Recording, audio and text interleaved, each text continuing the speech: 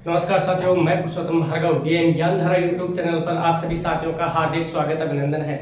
जैसा कि साथियों, जो भी नया साथी हमारा इस चैनल पे है वो चैनल को एक बार जरूर सब्सक्राइब जरूर कर दें और इस लिंक को ज़्यादा से ज़्यादा शेयर करना।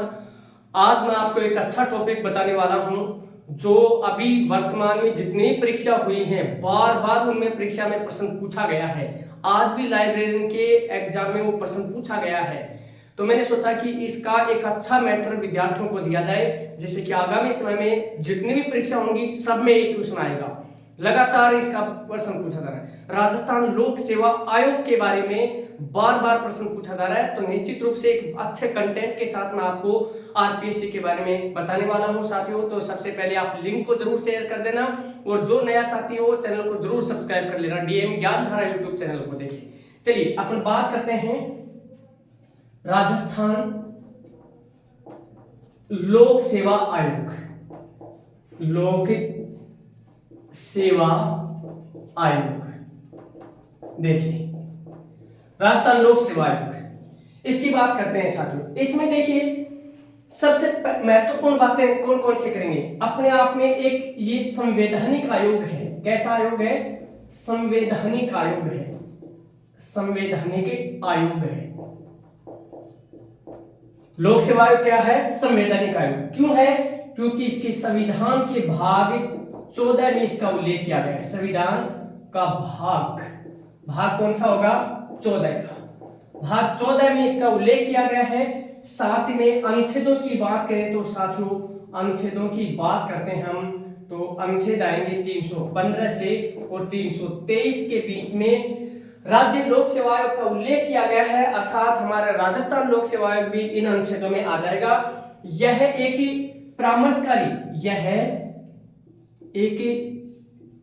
परामर्शकारी अर्थात सलाहकारी निकाय है। सलाहकारी निकाय है मतलब सरकार को यह अपनी सलाह देता है, परामर्श देता है। सरकार माने या ना माने इसकी कोई जरूरी नहीं। सरकार इसकी सलाह मानने के लिए बाध्य नहीं होती है, लेकिन ये सरकार को क्या देता है? परामर्श देता है, सलाह देता है। तो महत्वपूर्ण बिंदु तो आपको ये याद करना है कि संवैधानिक आयोग है। संविधान के भाग 14 में इसका उल्लेख किया गया है। अनुच्छेदों की बात करें तो 315 से 323 के बीच में यह इसका उल्लेख है।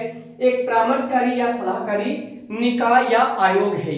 तो चलिए आगे की बात करते हैं। यहां से क्वेश्चन आपके बन जाते हैं।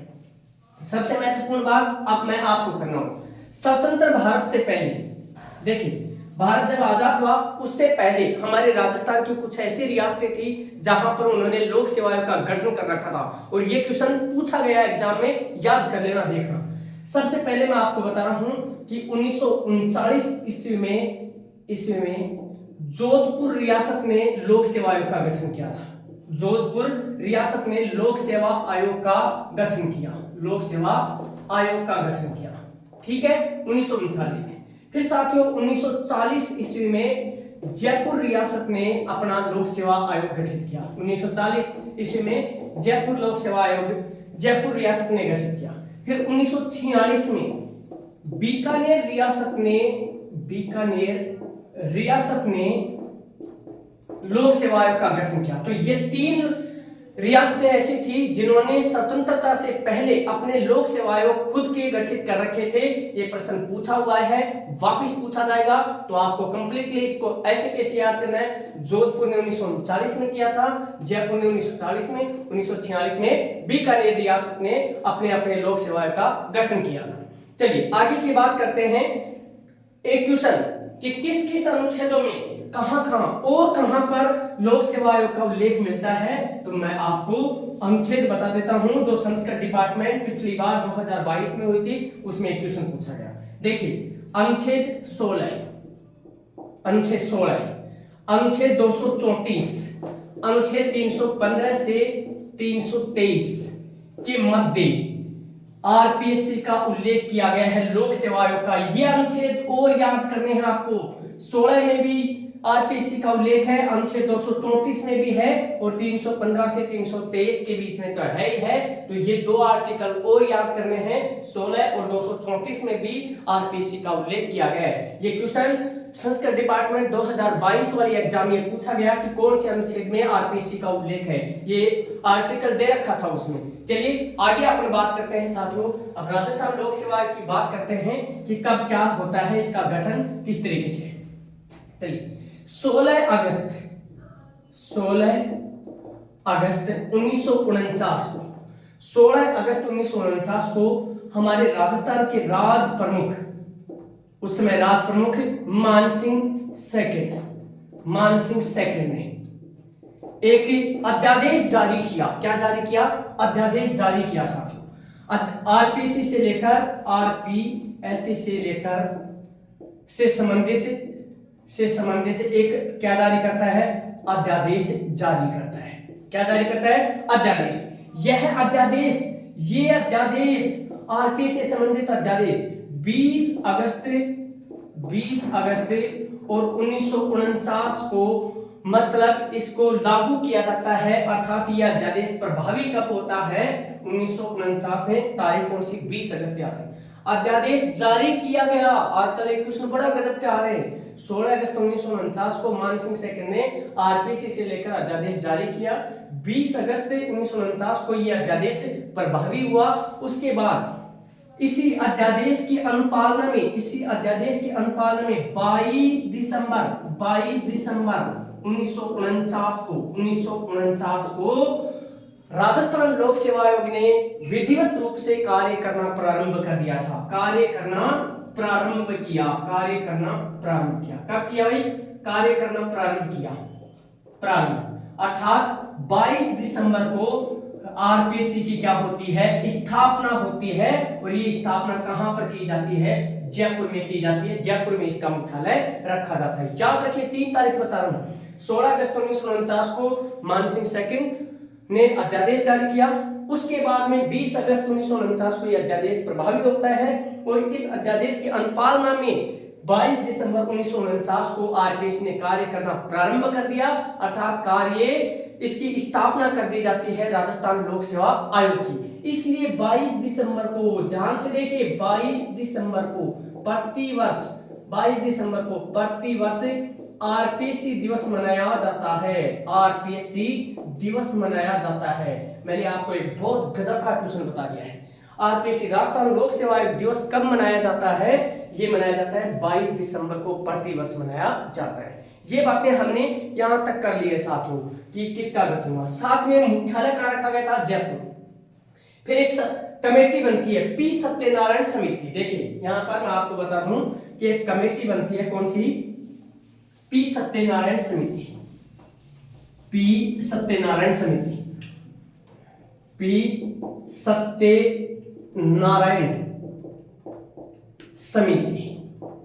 और पी सत्यनारायण समिति की सिफारिश पर आरपीएससी का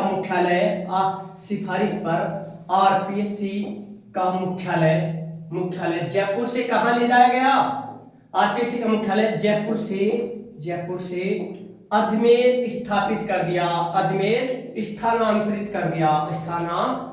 कर दिया। वर्तमान में आरपीएससी का मुख्यालय कहां पर है? वर्तमान में मुख्यालय अजमेर में है। घूंगरा घाटी में है मुख्यालय। कहां पर? अजमेर में है। इतने बात बेसिक रूप से मैंने आपको बता दी है। ये बातें आपको याद रहेंगी। भाग 14 भी याद रखना है, अनुच्छेद 16 भी, 234 भी, 323 से 323 तक, 315 से। चलिए देखिए आगे बात करते हैं अपन कि इसका उल्लेख कहां कहां पर क्या क्या किया गया है। देखिए है ना, तो इसका उल्लेख अपन बहुत शानदार तरीके से पढ़ेंगे, तो आप एक अच्छे कंटेंट के साथ में देखिए।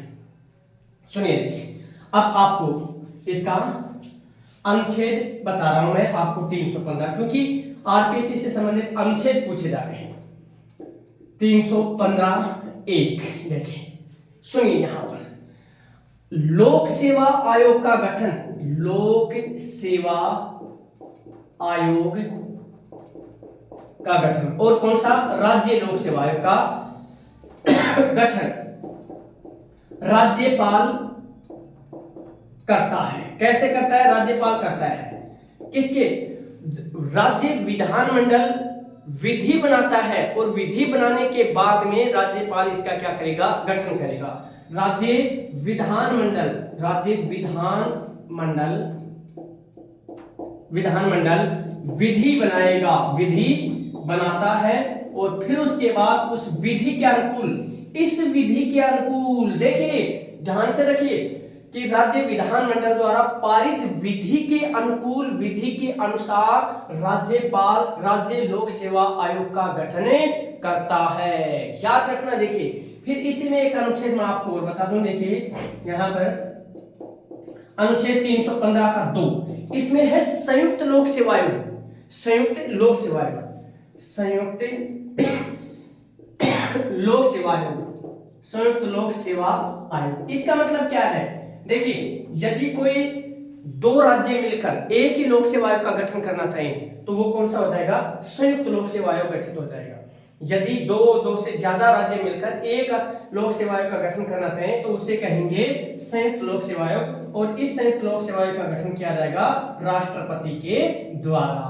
आपको बात समझ में आ गई होगी कि राज्य लोक सेवा आयोग का गठन राज्यपाल राज्य विधानमंडल द्वारा पारित विधि के अनुसार करता है और संयुक्त लोक सेवा आयोग का गठन राष्ट्रपति के द्वारा किया जाता है। इतनी बात समझ में आ गई होगी आपके।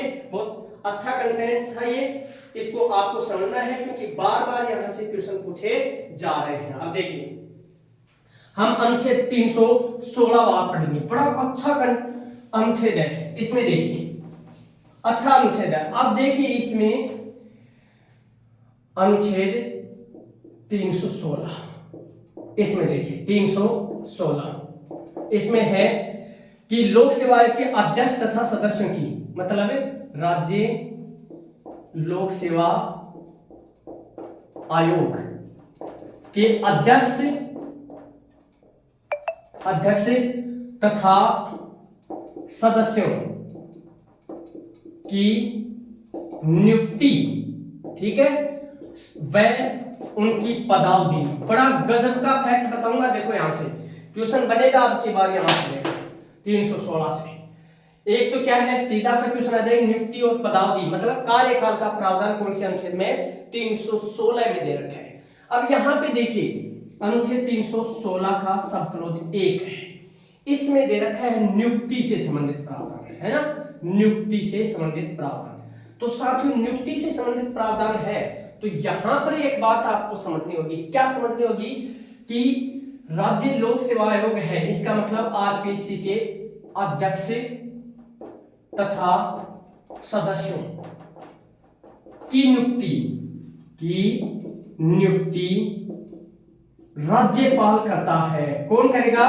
राज्यपाल करता है। कौन करेगा? राज्यपाल करता है। किसकी? मंत्री परिषद की सिफारिश पर, मंत्री परिषद की सिफारिश पर। ध्यान से सुनिए, मंत्री परिषद की सिफारिश पर राज्यपाल अध्यक्ष की नियुक्ति भी राज्यपाल करेगा, सदस्यों की नियुक्ति भी राज्यपाल करेगा, लेकिन किसकी सिफारिश पे? मुख्यमंत्री व उसकी राज्य की मंत्री परिषद की सिफारिश पर मंत्री परिषद के सदस्यों, इसकी अध्यक्ष तथा सदस्यों की नियुक्ति करता है। अब आपके दिमाग में आएगा कि गुरुजी किसको नियुक्त करेगा?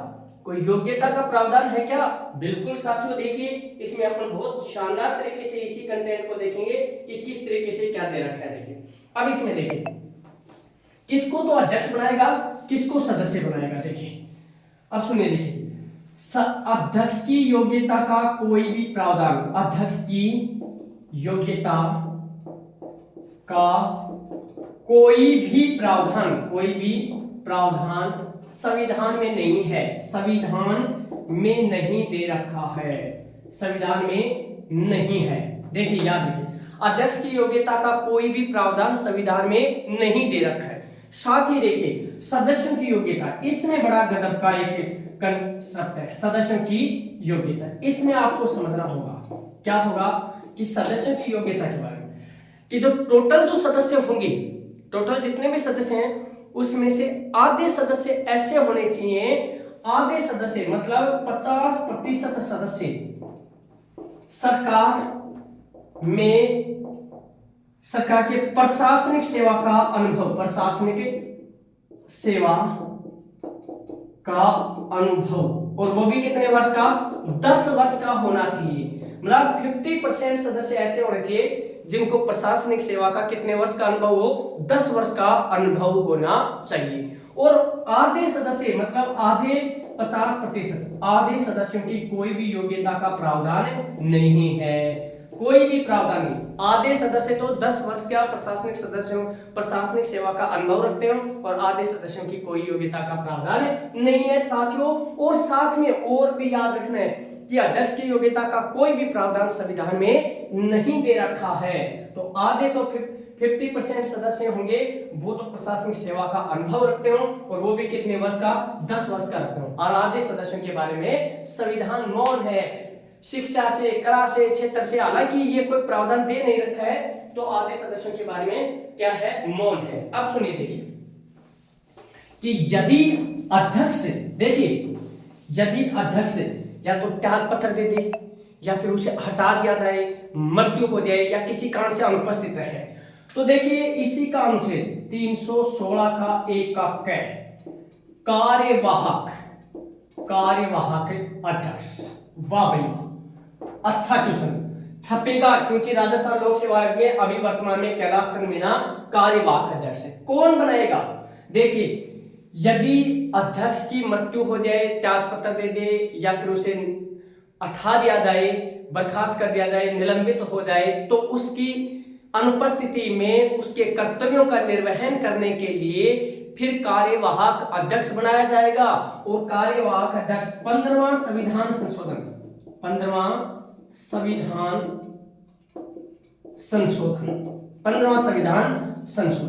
1963, ध्यान रखें। देखिए कार्यवाहक अध्यक्ष किसे बनाया जाएगा कि सदस्यों में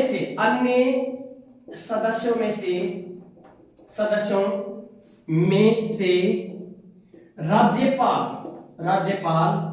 एक कार्यवाहक अध्यक्ष की नियुक्ति करेगा। कार्यवाहक अध्यक्ष की नियुक्ति करेगा। ये देखिए प्रावधान कब से किया गया, 15वें संविधान संशोधन 1963 से प्रावधान किया गया कि यदि अध्यक्ष की मृत्यु हो जाए, जो स्थायी अध्यक्ष है, त्याग पत्र दे दे या उसे बर्खास्त कर दिया जाए, निलंबित कर दिया जाए या किसी अन्य कारण से वो अनुपस्थित है, तो उसके कर्तव्यों का पालन करने के लिए, उसके कर्तव्यों का निर्वहन करने के लिए राज्यपाल द्वारा अन्य जो सदस्य हैं उनमें से किसी एक सदस्य को कार्यवाहक अध्यक्ष बनाएगा।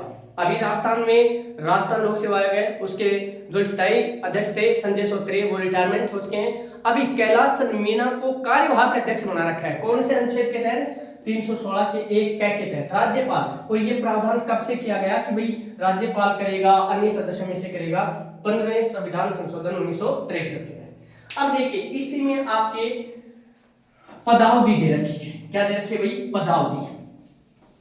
अनुच्छेद 316 में क्या दे रखी है, पदावधि दे रखी है। देखिए अनुच्छेद 316 का 2, 316 का 1 में तो क्या दे रखी है, नियुक्ति। 316 2 में क्या दे रखी है, पदावधि या अपन कहें कार्यकाल। कार्यकाल कितना होता है, जब मूल संविधान था तो उसमें था 6 वर्ष या 60 वर्ष, जो भी आयु पहले हो, 6 वर्ष या 60 वर्ष जो भी पहले हो, ये कार्यकाल था, है ना, ये कार्यकाल दे रखा था। अभी इसमें संशोधन किया गया। देखिए 41वां संविधान संशोधन रट लेना, इसको याद कर लेना। देखो भाई कोई दूसरा तरीका नहीं है। 41वां संविधान संशोधन 1976, very very very mostly question मैं बताने जा रहा हूं आपको। 41वां संविधान संशोधन 1976 के तहत ये 60 वर्ष की आयु को बढ़ाकर कितना कर दिया गया, 62 वर्ष। इसका मतलब 6 वर्ष या 62 वर्ष की आयु, 6 वर्ष या 62 वर्ष की आयु जो भी पहले हो, ये आयु सेवानिवृत्ति की मानी जाएगी। 41वां संविधान संशोधन, ये जरूर याद कर लेना। देखो, और यदि ये मैटर मेरा अच्छा लग रहा है तो चैनल को जरूर सब्सक्राइब कर देना और इस लिंक को ज्यादा से ज्यादा शेयर करना। 101% यहाँ से क्वेश्चन बनेगा साथियों। देखो इसमें 1% भी कहते ही झूठ नहीं है। आपको मिलेंगे ऐसे कैसे कि कौन से संशोधन से आयु को ग्रोथ की गति बढ़ाया गया था, तो 41वें संशोधन के द्वारा कार्यवाहक अध्यक्ष की नियुक्ति का प्रावधान जो दिया गया था उसमें भी देखिए क्या दे रखा था भाई, इसमें दे रखा था आपका कि राज्यपाल करेगा। तो ये आपको समझ में आ गया होगा। कार्यकाल वर्तमान में 6 वर्ष या 62 वर्ष की आयु होती है। इस 60 वर्ष की आयु को कब बढ़ाया गया, 41वें संविधान संशोधन 1976 के तहत बढ़ाया गया था, है ना। तो चलिए देखिए, अब इसमें देखिए अनुच्छेद 316 का 2 है, उसका क्या है, अनुच्छेद 316 का 2 का क्या है कि सदस्य व अध्यक्ष त्याग पत्र किसको देते हैं, देखो त्याग पत्र, देखो ये अध्यक्ष हो चाहे सदस्य हो, अध्यक्ष व सदस्य अपने हस्ताक्षर त्याग पत्र पे, अपने हस्ताक्षर से युक्त त्याग पत्र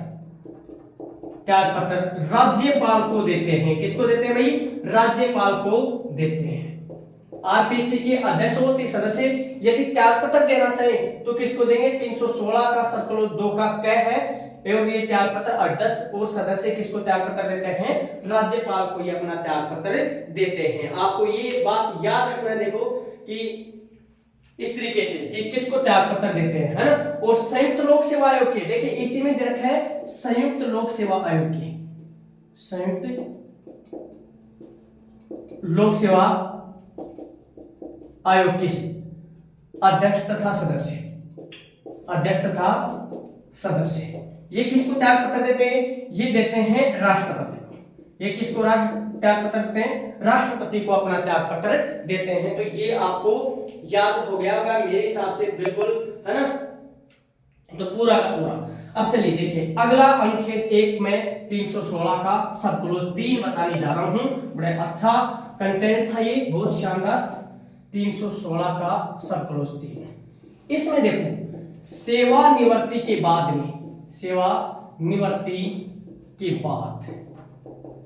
अध्यक्ष व सदस्य अध्यक्ष व सदस्य सेवानिवृत्ति के बाद में, मतलब कार्यकाल समाप्त होने के बाद में पुनर्नियुक्ति के योग्य नहीं रहेंगे राज्य लोक सेवा आयोग में। सेवानिवृत्ति के बाद अध्यक्ष व सदस्य पुनः राज्य लोक सेवा आयोग में पुनर्नियुक्ति योग्य नहीं होंगे। ये योग्य नहीं होंगे। ये देखो यूपीएससी संघ लोक सेवा आयोग के सदस्य बन सकते हैं, अध्यक्ष बन सकते हैं, लेकिन पुनः उसी आयोग में, राज्य लोक सेवा आयोग में किसी को भी न तो अध्यक्ष बनाया जाएगा न सदस्य बनाया जाएगा। कार्यकाल पूरा होने के बाद यदि वो समाप्ति हो जाती है तो उसके बाद पुनः इन्हें सदस्य नहीं बनाया जाएगा। यूपीएससी संघ लोक सेवा आयोग के अध्यक्ष सदस्य बन सकते हैं। तो आज हमने 2 अनुच्छेदों के बारे में चर्चा की। आगे वाला पार्ट अगले क्लास में मैं पढ़ाऊंगा, बड़ा शानदार, जो बार बार पूछा जा रहा है। अभी आरएस का एग्जाम हुआ, उसमें पूछा गया था, आज के एग्जाम में लाइब्रेरी में पूछा गया है, 2nd ग्रेड में पूछा गया है। साथियों कोई ऐसा एग्जाम नहीं रह रहा राजस्थान का जिसमें राजस्थान लोक सेवा आयोग से संबंधित कोई क्वेश्चन नहीं पूछा जा रहा है। और मेरा ये रहेगा कि आपका एक भी क्वेश्चन यहाँ से गलत नहीं होना चाहिए। वो आप अपने रजिस्टर में ऐसे कैसे उतारते रहे, सारा कंटेंट आपको उपलब्ध करवा देता हूँ। मिलते हैं अगली क्लास में, तब तक धन्यवाद। जय हिंद, जय भारत। लेकिन सब्सक्राइब करना ना भूलें, शेयर करना ना भूलें और लाइक करना ना भूलें। कमेंट करके मुझे और भी बताएं। धन्यवाद। All the best.